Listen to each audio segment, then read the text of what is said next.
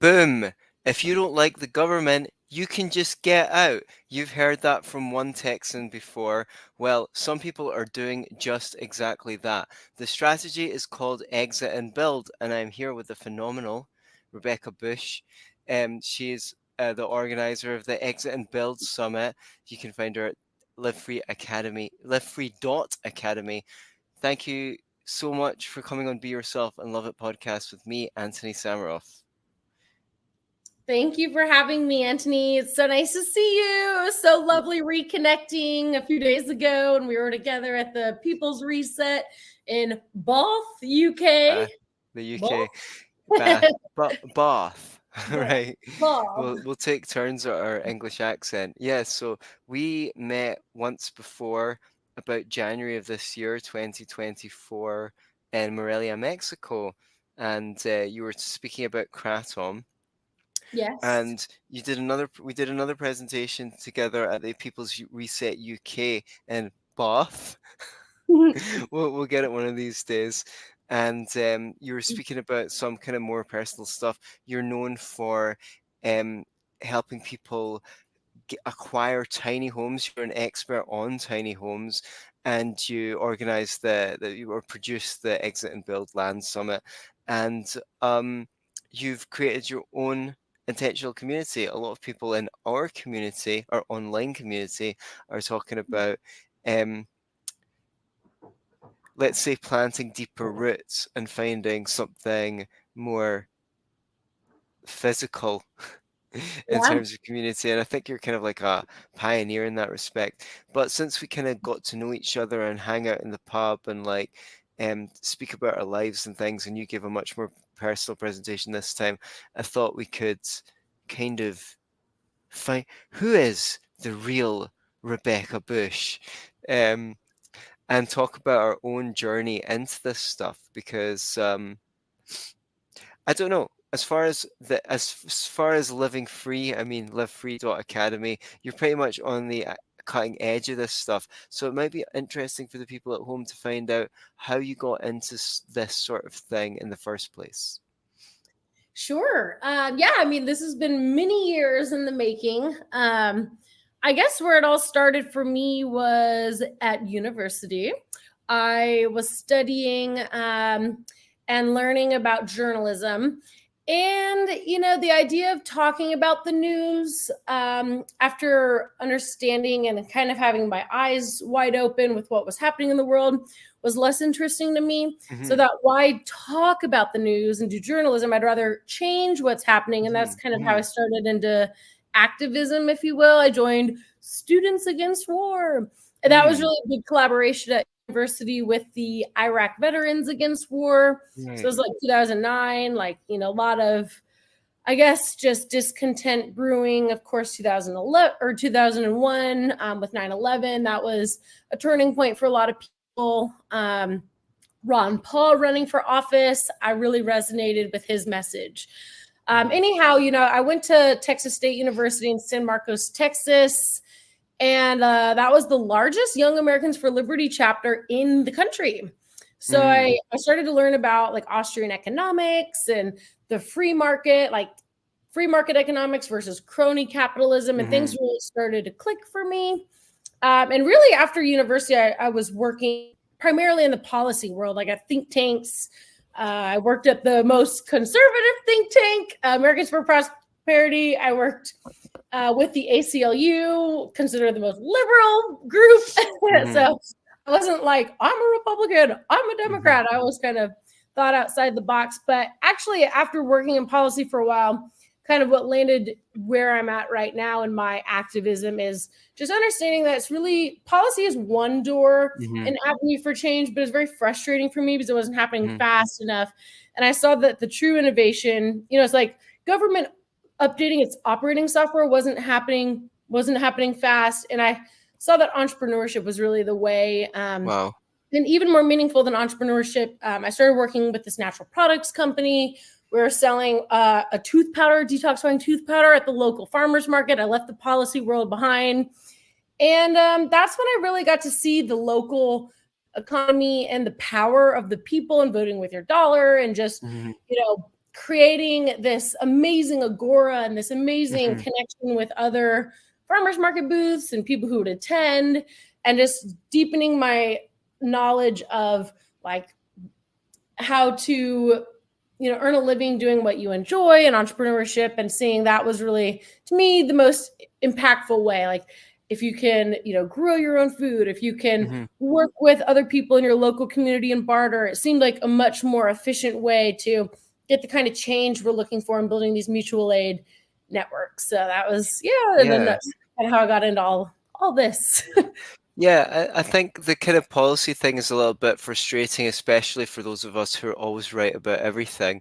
Like, because you can have the best policies for everything, but how do you, first of all, even if you could convince everyone to agree with you, um, neither party could um, adopt that policy, and then you'd have no choice of voting for it. And then even if they did, you might not like something else they did.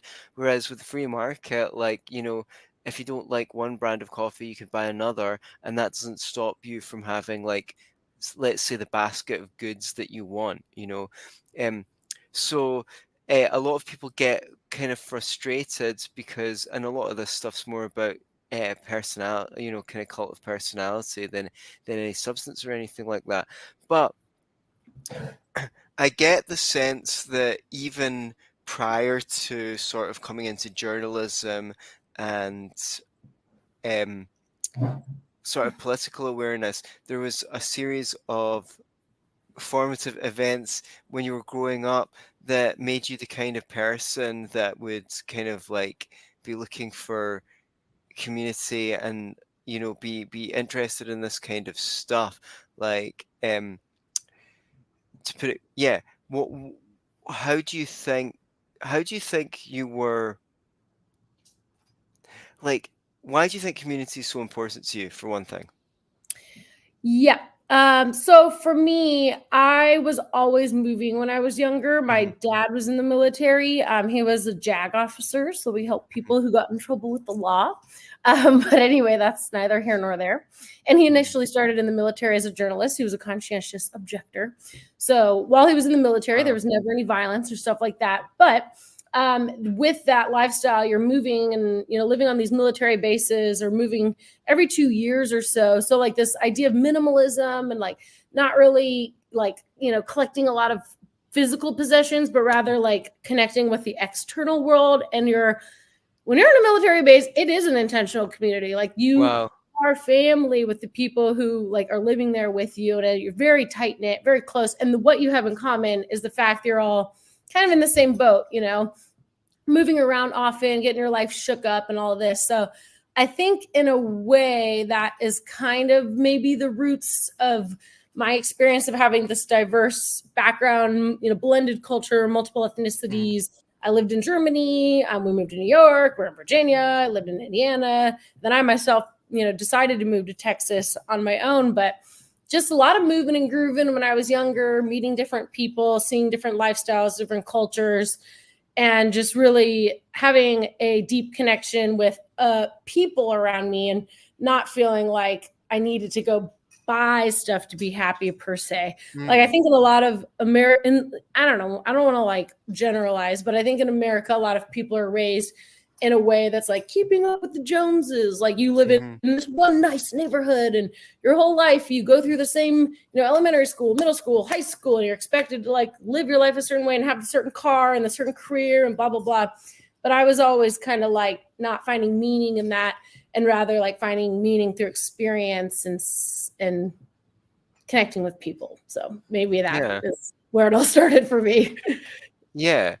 What kind of skills do you think you learned from living that kind of life where you moved all around a lot, and what were the downsides of it? I think just being really like being, first of all, open minded and being able to adapt easily, and also to go with the flow. And there's like the art of surrender too, of like, you have control of some things in your life and some things you just don't, especially in different chapters of your life, and just coming to terms with that. In terms of maybe negative sides of this, I don't know. I mean, I've always looked at it. I'm always like a glass half full kind of gal. Mm-hmm. Mm-hmm. Oh yeah. Okay, that's really cool. Um, what are you excited about at the moment? What do you want to do next?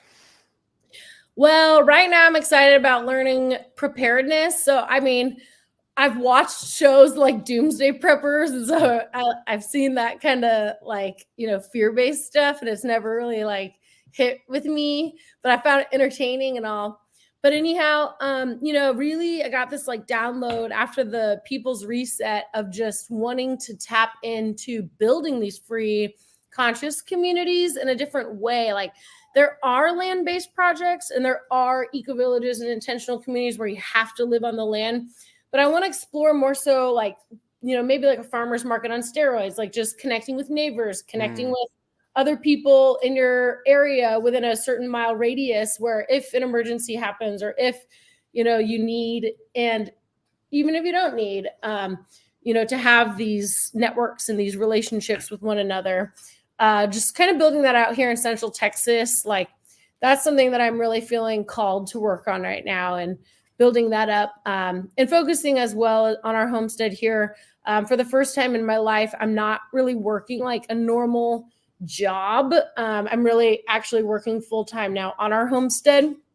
And it's been an interesting change of pace because I think as an entrepreneur, people are used to like, oh, I'll do this offer and it'll make this money and it'll bring in value that way.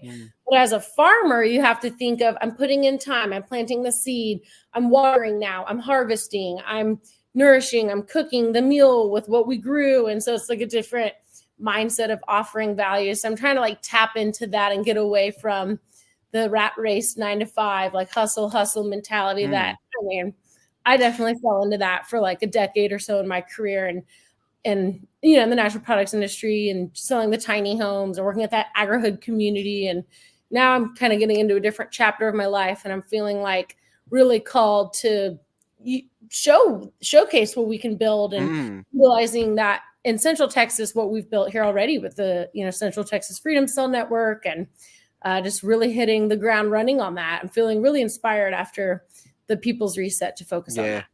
It was very inspiring. So as the old saying goes, the problem with the rat race says, even if you win, you're still a rat. So you could just keep on running on that wheel and running in that wheel, but sometimes whatever you get from it, you'll always want more. I have a thought that just came through when you said that. For it. So there was this like experiment on rats, or maybe it was mice, where they gave them like cocaine water and they had nothing to do in their little cage. So they would drink the cocaine water, whatever the drugs and stuff. And that's how they found meaning. But when the cocaine water was introduced in like rat, or mice, whatever, like utopia, like all the cool wheels and like toys and things to do. They didn't want the drugs, like because they wanted that meaning. They wanted that fulfillment. When they had the opportunity of sort of, let's say, community with other animals and things like that, just taking drugs was not a comparable high, let's say. So in other words, people they concluded that rats were medicating themselves because they were bored or they were unfulfilled, they were unhappy. But when they weren't bored, unfulfilled, and unhappy, then they didn't tend to overindulge or use it very much at all, if at all. So you mentioned you've kind of gone into a new chapter of your life. How long have you been sort of speaking at these kinds of events, by the way? The first time I was ever invited to present at an event was at the Arco Santi Reconvergence. I think I submitted to be a speaker, and that was like October 2018. My next speaking gig, and I'm just kind of putting myself out there to the world. So I posted the video. Then I was invited to speak in Acapulco in 2019 in February. And that was my first ever presentation on eco-villages, which I think I did a really good job. Nice. Then it kind of just escalated, and I was helping and doing like Paleo FX was a big event here in Central Texas, and I kind of negotiated with them that our nonprofit would get a side stage just to talk about eco-villages, and we did that for 2 years. Then I just started planning my own events and kind of was like the MC and like, producer and organizer of the event, not necessarily like doing talks. But when we did the Greater Reset and, that idea came to John and Derek, that's when I guess I started speaking more publicly and really just sharing like what I've been doing. You know, we're not like on a high Yeah. horse. We're just going with the flow and learning, making mistakes, Yeah. but also like sharing our wins and here's what's working for us. You know, like we're not know-it-alls or whatever, but Yeah. there's something to be said if someone wants to live off the grid or do this lifestyle. Like I've Yeah. tried a million different ways these last 10 years Right. and I've got some experience under my Yeah. belt. So Yeah. You've probably seen a bunch of things go wrong that were totally avoidable, and you probably know how other people can avoid it. So it's really, really valuable to get to speak to someone who's actually seen it in action, and it's not just a theory to you. You know, you've got your hands dirty. So what I thought, in line with you starting a new chapter in your life, and um, your presentation this year was quite different, and like you are going pretty deep and personal. I was wondering if you might want to say a little bit about that. yeah, that was definitely hard to share. Oh But I wow. knew that I needed to, and I wasn't planning to speak about any of this publicly, what I've been through with Right. breast implant illness. It was just kind Okay. of something I was going to do behind the scenes, hope to feel better and brush it under the rug and pretend like it never Right. happened. Right. But when I explanted, which is when you have your breast implants removed, because I had them for 13 years and I was pretty much sick that whole time and I didn't Oh know why. wow. Yeah. And it didn't get bad until like 3 years ago. Like by 2021, I was so tired all the time. Hmm. I remember like 2 days before I quit my full-time job, I was working at the tiny home community. I was the sales and customer care manager. I lived there. These people were my neighbors. They were everything to me. The farmers I had a deep connection with, worked very intimately with the upper management of the development company. And, you know, just the day-to-day operations. It was my life. Like my lifeblood. I poured so much into this Hmm. project. And I literally left without even saying goodbye to anyone. I put my 2 weeks Right. notice in. I thought I was like sick with long COVID or something. I couldn't do it anymore. Like I was trying Right. to pour from an empty cup and I was just so depleted and tired and I didn't understand. At that time I was only like 30 years old. Like what's wrong with me?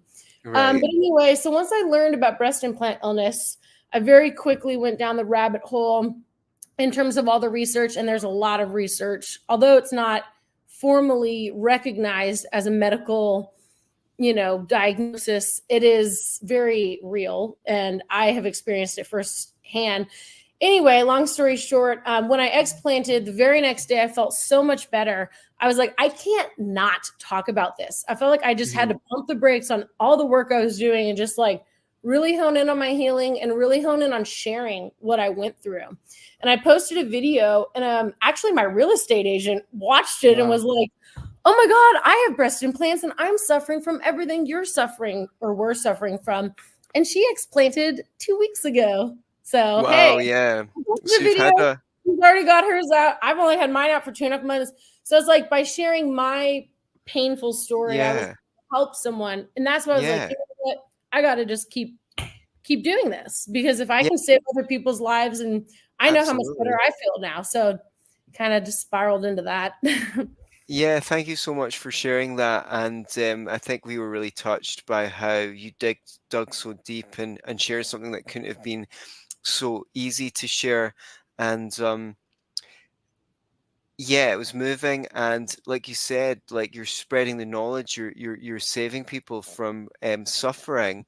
So I guess I remember we were a couple of drinks down, to be fair, but you said a little bit about like the things that led up to you, like I guess we were talking about our like kind of journeys with our self-image and things like that, and you were saying a little bit about how you were a cheerleader, and like in some way your appearance was like put on a pedestal, or I can't really remember how you put it. It's going to come out better from you than from me, that's for sure.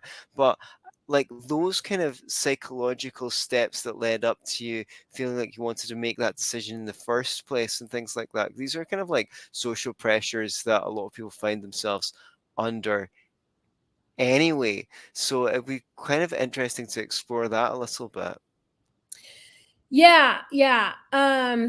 There's definitely, I think, a large emphasis more on women than men to look a Yeah. certain way Uh-huh. and to behave a certain way and to, you know, smile and just really be like a magnet toward how you ought to act, even if it feels inauthentic. And especially as a cheerleader, I mean, I was getting paid to perform. I was getting Right. paid to travel the country and teach curriculum at summer camps. And I was doing college cheerleading for the first 2 years of university. Actually, after I got the implants, I couldn't even hold a handstand. I mean, I went from Mm. holding them Wow. I was the tumbler, like doing the Oh, backflips, wow. stunting and everything. I couldn't do anything after my surgery. Uh-huh. My plan was to audition at Texas State. I couldn't, so my Right. career was over after that, I learned. Oh, But wow. the back to the image thing, it was really like when you're getting paid to be pretty, I don't know, to be Yeah, I something, think that's fair. I think that's you're fair. like, there's like this extra pressure. And at the time I was dating someone who's like this rock and roll guy. And I was like, oh, the rock and roll artists, they're Duff McKagan's wife's a supermodel. Like I Uh-huh. have to be pretty, I have to have big boobs. And it was just so normal back then to Mhm. do this. And even to this day, it's the most Yeah. common elective, cosmetic Right. procedure, breast augmentation. So it's like, I give myself grace. I forgive myself. Actually, I Yeah, was really sure. proud of myself today. I left the house. In the States, everyone's freaking out because there's like supply chain shortages. The Mhm. East Coast, there's a strike, and the for the workers, so all the stuff's not coming to the ports, and the horrible hurricane that just happened, and all the chaos that's occurring in Asheville, North Carolina, and I mean, literally, people's houses getting washed away. So many deaths. It's awful what's happening. And there's a lot of fear in the United States right now. And I was like, we just got back from England. We have no groceries. Our garden, our seeds are planted. And thankfully, we have communities here watering the garden, but none of that's going to be ready to harvest until November 15th. Our ducks are getting older, but I don't want to slaughter our ducks when we could still Mhm. at this point go to the store and buy, or the farmer's market or whatever, and buy food. So I was like, I'm going to go get a Costco membership. Costco's like a wholesale store Mhm. in the States. I don't know if you guys have them there. Yeah, we've got him. Yeah, and I was like, you know what? I'm finally going to do this because if I can go there and just buy like some mason jars and stuff like that and get the basic provisions, like just in case some crazy stuff does happen. So I go there, and the guy helping me to become a member, he goes, okay, you got to take a picture for your card, your member card. And I was like, oh, if I would have known that I had to do my picture, I would have Mhm. brushed my hair. Yeah. I was like, well, you could come back and do it Yeah. next time. I said, you know what? Screw it. I am Yeah. looking the way I look. And honestly, I'm at a point right now where I'm just happy with who I am, and I accept that. And you Yeah. get that membership photo. I was proud of myself. Yeah. And I'm not wearing makeup right now. Yeah. Cool too. Yeah. Yeah, yeah, I guess, well, the thing is when you've lived a certain way and felt like you always have to meet these kinds of standards, like, little things like that can be a big shift. Like, I used to be really OCD when I was a kid, and like just doing little things would seem to other people like not much of anything, but like it's a really big deal to me um to be like, do you know what? I don't actually have to do that thing. I'm just going to leave it. So, yeah, it's interesting. So the whole thing of I feel like you're there's a kind of the term grassroots comes back to mind. Like, this is obviously called Be Yourself and Love It podcast, and one of the reasons why I called it that was as my coach at the time put it, it's like some people would be like, be myself, like, what, the person who didn't get dates at school, like that's not the last person I want to be, like, so as when you're being yourself, when you're being authentic, like it's always in a context, and you want to feel like you're good at it. You want to feel like you're good at being yourself, that being yourself is magnetic, that it has a positive effect, that it, you know, it, there has to be a little bit of power behind it. You have to have your self energy. And what I'm hearing is in the past, I think you probably learned a lot from being in the corporate world, and it was good to make money and stuff like that. But a lot of your self energy was going into things that you now find more superficial, like appearance, winning the rat race, next thing, running yourself. ragged, whereas that kind of like self energy is going into things that you find a little bit more authentic now. Yeah, I agree. Yeah, I Okay. mean, it's been probably 2 years now since I left my last like full-time job. And then I got to lean back into entrepreneurship, and that's like a never having time off job, Yeah, running multiple companies with my totally. husband. But yeah, I mean, I think just making the decision and setting that boundary of like, no, I'm going to focus full time on the homestead and really Hmm. align with like what I want to do, which is land development, building these, building our community, focusing here, setting up our ministry of nature, like all of Wow. these decisions have unfolded, and it actually coincided with my explant surgery. So it's been kind of cool to, I put myself first, which I Hmm. haven't in a long time, Okay, it's been hard. Yeah. so that's So, been an adjustment. like geographically, like how many people have joined in the homesteading project that you're involved with so far? Yeah. So actually, we had 8 adults and 5 children living here before we left for Hmm. England. When we were in England, one of the couples with their daughter moved. They had a job opportunity, so I just put the word out. By the way, if anyone's listening, we have an opening here at Radical Roots Hmm. Ranch, or 10-acre homestead. So right now there's 6 adults and there are 4 children, although one of our landmates is pregnant and she's actually due in like a month and a half. Hmm. So that's exciting. Nice. And, Yeah. and is there a number you're aiming for? Would you like more? Is Yeah. that Eight yeah, adults. eight's The freedom perfect. soul Eight number. is That's the magic number. okay. Good. Eight's the magic number. Excellent. Eventually we would like to also have more glamping, or like, maybe yurts, or maybe I would even love to experiment. We did a call with this tiny home builder that does these really cool, not modular, but like kind of modular. They kind of look like shipping containers, but they're Mhm. built better. Anyway, we're thinking about experimenting in the back with that. And the bigger vision, of course, this is kind of like, we call it our incubator for ideas, the Mhm. project we have here. One second. Come here.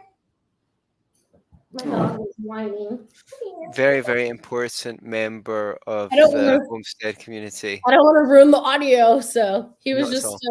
whining a little bit. So I'll just That's hold the him. special guest for this episode. Yes, this is Mason, our farm dog. Yep. Hi, Okay. Mason. He's whining, so I just don't want to ruin the audio recording. So hopefully he won't bark or neigh. We're good. And the bigger vision someday to essentially to acquire 100 plus acres and to build an alternative human settlement at a larger scale. The Dunbar number is 150 people. If they're living there full time, it's thought that that's really the number in terms of having a first name basis and that close Mhm. connection. But I have this vision for like these like micro neighborhoods within that bigger 100 acres, where it's like Mhm. there's 8 households, 8-ish adults per like pod. So you have like a block, and it's like a little freedom cell with their little pod area. And there's just like different, sections of a neighborhood that all are under the same village, which is kind of like that cool picture you have in the background there. Right, Uh, yeah. The one that I AI generated. Let's give the people at home a quick. That is the hypothetical crazy eco village with solar panels on every roof. Um, so yeah, what do you think are what are the attractions of homestead life? Like, how would you sell it to people? How would you well, pitch it?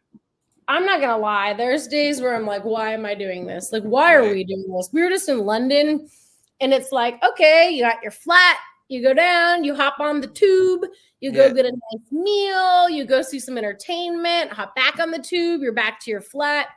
And like the whole reason of getting out of the cities, we all know what's coming down the pike. We know the technocracy. We know that Hmm. there's a lot of crazy stuff happening and planned at a global scale, and it's frightening.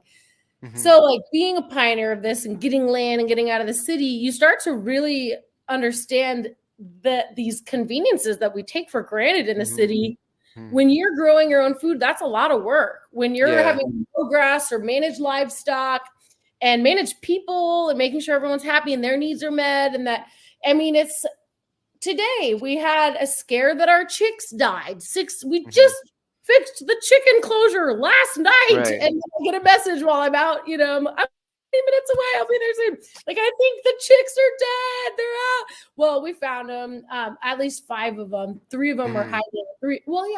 2 or 3 of them are hiding, and 3 of them are back in the enclosure. But it's a lot of work, and I'm not trying to sell this lifestyle to people. It is hard. It's really hard. Yeah. Hard mentally. It's hard physically. But what I can say in terms of the benefits are that in terms of your mental health, I think, while it's convenient to live in the city and it's convenient to be able to go to entertainment and, eat out and not have to be the one to cook and not have to be the one to clean and not have to be the one to grow and harvest and do all this work, I do not believe it's as meaningful. And in the long run, to me, when you plant something and you see it sprout and then you harvest it, there's a sense of accomplishment it makes the food taste better. Yeah. When you cook from scratch too, and everyone that you love is eating around the table together, and you've got this slower lifestyle and you can really soak up experiences with one another, it just hits different. And when you're working in the garden together, or you're digging a pond together and you're breaking your back and you don't know if you can physically lift the wheelbarrow with all the heavy branches and rocks and whatever else debris you're trying to clear out of the bottom. And this is a true story. I'm like, I can't do it. And my legs are just hurting so bad. And one of your other community members comes up and helps to like pull the wheelbarrow up with you while you push. And that feeling of like, we did it together. Like that, there's something, it makes it all worth it in those moments. When you see you built too, that's like, fuck yeah, we did this. Yeah. We built this pod, it just feels good. I wouldn't even be there without you. You like kind of put the effort in, and you kind of shaped reality to be after the mind. The mind's the original means of production. You had a concept in there and you brought it to fruition. And a lot of the conveniences we take for granted are in some way a gilded cage. People aren't competent anymore. If the food stops, they're going to starve to death because they're not there. So many people are obese. You couldn't run away from a wild animal if your life depended on it, which it would. Like, it's great to be able to have artisanal latte or something like that, with just to the coffee shop down the road. But when you actually cannot, you don't have the competencies to do things for yourself. You're not confident. You're not stable. The ground isn't underneath you. Just like a welfare check is not equal to being able to go out and get a job and make money in multiple different ways. It may seem like you're being provided for because you can go to the shop, but what it just means is that you're extremely vulnerable, and something in the human psychology knows that you're extremely vulnerable. And so I think maybe one of the reasons why so much of the practical stuff has been removed from school, it's a conspiracy theory time, but everyone's on the same theorizing boat, is that it makes us easier to control. And on a deeper level, when you do things like reality is the judge, if you don't build it right, it will not stand. But when they teach you, the way they teach you geography or history or anything else at school, the teacher decides whether you're right or wrong. It's not reality. And that sort of conditions people's minds in a way into the cult of authority. And then when people come along and say, well, you can't leave your house because we say so, and so do the experts, you go, well, that's what, I can't manage on my own without these authorities. I really can't. So they must be right. It's getting Stockholm syndrome of a way. Yeah. Yeah, definitely. And I think too with mental health, like I don't know the exact studies, but there has been research conducted on mental health and depression. And when you are gardening and putting your hands in the soil, it produces a lot of, chemicals in the brain that make you happy. And it's like, I wonder how many people wouldn't need to take antidepressants and all these pharmaceuticals if they were more connected to their food source, or if they were eating food that wasn't processed and fake. I mean, I think a lot of the issues as well with mental health and having, depression goes back to like being disconnected from nature, and then to make matters worse, eating food that's poison. Even Right. if Yeah. you're eating healthy food, there's like, oh, it's whole grain wheat or whatever. Oh, but don't mind the fact that it's sprayed with glyphosate. Like, and Right. I don't know, in Exactly. the United States anyway, it's like, it's crazy. The food system here is just, it's unbelievable. Yeah. So you're growing your own food. You're getting your hands in the earth, which means you're getting you're making a circuit with the earth. You're getting the electrons. You're barefoot grounding. Well, you might not necessarily be barefoot, but you're grounding yourself. The fresh air. You're in a relationship with your environment. You're in a community where you know the people and you've selected them, and you're I feel like in the past, talking about depression, right? People knew exactly what was expected of them. If your parents were a farmer, you were probably going to be a farmer. If your dad was a blacksmith, you were going to be a blacksmith. There used to be generals of armies that were in their teens. There was captains of ships that were in their teens because they grew up on a ship, which meant when you went out into the world, you knew that you were good enough to do everything that your job, that making a living, that life was going to demand of you. Now people are looking like not prepared. Okay, you can choose your own job now. That's fantastic. The problem is you spent 11 to 13 years in mandatory education where they didn't teach you anything that would um, make you confident and capable in your ability to do what is demanded of you from day-to-day life, and then you can't even get a job because the minimum wage is like too high. And also the question is, if they had you for 11 to 13 years, why didn't they teach you anything that someone would want to pay that amount of money for, which is like a whole nother story.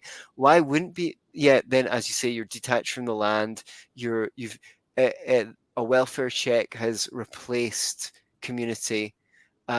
Why wouldn't people be depressed emerging into this world? Like, um, it's amazing that so many people are able to actually conform to it, that they don't go mad. Yeah, yeah, and I think the paradox of choice is like everyone's like, "Oh, so good, you can choose your career. You have so many choices," but it's like it's also very overwhelming. And then when you get to the city and Exactly. you're like, and then it's like, Right. all the sirens, ambulances, like, Right. Yeah. Yeah. stimulus, Yeah. stimulus, stimulus, like 4G waves, 5G waves. Like it's very like, oh Yeah. my god, you're being hit from all angles, and it's like the mental, the physical, the spiritual. Like it's all too much, especially I think for a teenager or a young adult, who, like you were saying, their whole life has been like, here's the curriculum, here's what you do. Oh, now you get all this freedom. Good Yeah. luck. Exactly. Now Yeah. make Yeah. your own choices. So we've got more freedom, but we've not created the kind of um, incubator for people that would make them capable of making the best of their freedom. One of the things I guess we should touch upon is the first time I met you back in January, um, you were doing a presentation on Kratom. I wonder if you want to touch upon that briefly as Yeah. also as a kind of it's kind of interfaces with depression as well, and So you could first of do all, this I've been drinking. This is a super green health drink, not all right. Kratom, but the bottle here, Brave Botanicals. That's our company, our natural products company. So Kratom, and we sell Kratom. We also give it away for free. That's how much we believe in it. Free ounce of Kratom.com, free ounce of Kratom.com, or Brave Botanicals, mybravebotanicals.com is the website. But anyway, Kratom really has helped me. I actually, when I went to England, stopped drinking Kratom. And since I've been back in Texas, I just do this thing where I take breaks because Yeah. I took Adderall for 10 years of my Wow, life. that's a lot. Yeah. And there were a few years where I was also taking Wellbutrin, which technically is an antidepressant, but I was taking it to stop cigarette smoking. Anyway, so I stopped drinking alcohol for 4 years. I know at the pub, you wouldn't believe that because I was drinking those gin and tonics. But Yeah, we were just having a celebration, I think. it was It a was a level. celebration. Yeah, It was a and also celebration. like after my surgery, I was not able to socialize and do stuff. So Right. So was you were my really go party and you let loose. you were letting loose, yeah. we're Yes, getting to see the sure. crazy Rebecca Bush. Yeah, Yeah, definitely. not crazy, but fun, baby. It was a party, yeah. So kratom does the opposite for me. Kratom, is very relaxing, very euphoric, amazing for pain relief. And the reason I was drinking kratom and such an advocate for it, I don't know if I would have made it through my breast implant Mm, illness years right, with the pain that I was enduring. My bones felt like glass, like literally from my neck, my back, my spine, my hips, my shoulders, everything here, because apparently the implants had adhered to my rib cage. So I had a lot of right, musculoskeletal issues. And the kratom has a ability, is packed full of antioxidants, but also just to help with pain management. And there are so many people who are addicted to opioids. It's an that's so epidemic. It's true. Yeah. horrible. And they're Well, taking, it's a genocide because there's a whole bit where they swapped the less addictive opiates for the new ones that were way more addictive because the old ones were out of patent, even though they knew the new ones were more addictive. So I say it's the opiate genocide, not the opiate crisis. But please go on. and it's horrible. I mean, it's Uh-huh. horrible, horribly physically addicting. And but I can relate to people who have had this chronic pain and just not having another choice or feeling like they have another choice. So the beauty of kratom to me is that it's a plant. Now there's Hmm. extracts. I would not recommend taking extracts. We do not sell extracts. That is way more potent, and that's where people get in trouble. But what we have at Brave Botanicals, mybravebotanicals.com, on the website, you can see all the different strains. It's a powderized leaf. It's the kratom evergreen tree. It's grown in Indonesia. And basically, you drink it or you can take it as a capsule. And it is slightly euphoric. It really helps as well with stress management. Like when I would drink kratom, immediately I would feel this sense of relief. Hmm. Like everything's Hmm. gonna be okay. Like Hmm. I don't know. Some people would maybe take a Xanax or something like that if they have anxiety Right. Yeah, or it's true. overwhelmed. And yeah, and I think people are sometimes overcritical of people taking, let's say, palliatives, things to help ease their moods and things like that. But when you're like staring that unmanageable like suffering, and you're like, how long is this going to go on for? I don't know. People like, I'm a psychotherapist, a counselor, so I've dealt with plenty of people who've been on substances, legal, illegal, psychiatric drugs and things like that. And well, I've avoided taking psychiatric drugs myself. I've kind of seen the end of the barrel a few times and been like, um if I continue to feel like this, I'm going to have to do something about it. Like, and people really aren't presented with a choice. I think as we go on, we'll understand more a little bit about things like how mineral deficiency and toxicity can impact moods. The Yes. Yeah. microbiome is really, really big at the moment, and how we've got a brain bigger than well, more Yeah. neurons than a cat's brain in our gut, and the fact that we're spraying all these pesticides is fucking with the Yeah. microbiome we depend on for our moods and things like that. But we're not in a world where if you go to the official channels and say, hey, I'm really depressed, hey, I'm really anxious, they're going to do much more than give you Here's a pill. drugs. Yeah, Yeah, here's here's a pill. my Uh, good luck. they medicate you while you get worse. There's an amazing book called Anatomy of an Epidemic about how poor the science in psychiatric medicine is, and that came out 10 years ago or so, and really nothing's changed since then. If anything, they're just giving more psychiatric drugs to more people. So it's good that you mentioned the antioxidants, and we don't even really know how many antioxidants we need or can benefit from because no one even bothers to do the studies. You know, I've heard of people having cancer and things like that treated with tremendous amounts of intravenous vitamin C, and they just can't get enough of it. Like the more they get of it, the greater the benefit of it was for them because they're so you just don't know. Uh, and I guess a lot of what you've been doing on this planet is kind of like blazing a trail, saying like, let's walk the walk, not just talk the talk. Like you said, the idea incubator. Can we try something? Can we see it works? You did that with Kratom. Now you're doing that with your breast explanting and just the tiny homes, showing that a different way of life is possible. In your own words, then, what do you want to bring? What does Rebecca Bush want to bring to the world? Joy, That's a good peace, one. love. What does it say? I'm going to need to put you on the stage. It's a wrap. Oh, oh, it went wrong. This is my point in life, right? Okay, solo layout. Oh yeah, joy. Okay, I got it. Joy, love, and peace. Yeah, just Excellent. communicating peace, love, and joy. Like, I don't Peace, love, know. and There's joy. a lot What I more don't do you have need? control over, but I have control over my words and my I kind of like, attitude. yeah, it's like I feel kind of like you. I see myself. Sometimes I say I run it through the laboratory. I'm the laboratory. So, because I had my own health challenges, and I had to try a whole bunch of different things, and I ended up writing the book on big pharma, um, because I needed to run stuff through the laboratory and see what worked, and if it worked, I was going to recommend it to other people, and that's Yeah. kind of what this show was about. So be yourself and love it. Is there anything else you'd like to talk about before we wrap up? Have you got anything big coming up? Do you I want to do. signpost Yeah, people to actually, anything? I'm glad you asked. I am launching a ministry of nature.